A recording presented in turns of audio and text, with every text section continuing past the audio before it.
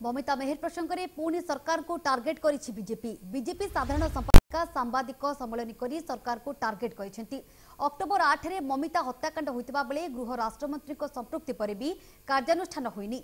अपराधी को खसाइबार सरकार को षड्यंत्र रही मंत्री को खसाइबा पई प्रयास करा जायछि। मुख्यमंत्री कहउचंती आईन ता बाटरे जिवो किंतु आईन अनुसार राज्य चलुनी। मुख्यमंत्री आईन को बाटबड़ा करुछंती। जेतेबेले ममिता मेहर प्रसंग में राज्य जलुथिला सेतेबेले मंत्री 7 दिन घरु बाहरी नथिले। सेही समय मंत्री अन्य राज्य को जाइथिबा बीजेपी अभियोग आनिछि।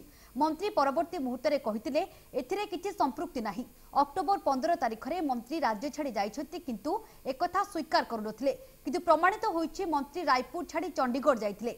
सामाजिक गणमाध्यम रे प्रमाण घुरी बुलुछि। 15 तारिख में जाई 19 तारिख में मंत्री ओडिशा फेरिछंती।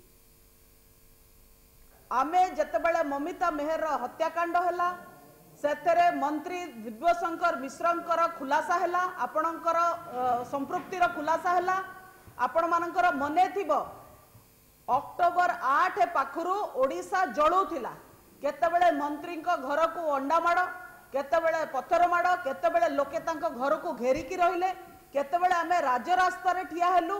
ओडिशा जळुथिबा बेले आमे जतेबेले मंत्रींकर इस्तीफा दाबी कलु सेतेबेले प्रथमे गोटे हप्ता मंत्री गायब रहिले तांको घरु बाहरिलेनी।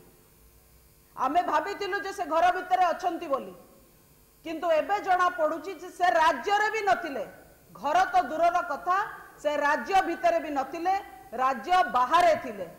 जेतेबेले ओडिशा जळुथला गोटे हत्या मामला रे मंत्री दिव्यशंकर मिश्रंकर संपृक्ति उपरे आलोचना होउतला सेतेबेले मंत्री मैदान छाड़िकी अन्य राज्य रे जहाँ जना पड़ुची खेल खेलिबा पाई कि अन्य राज्य को जाई।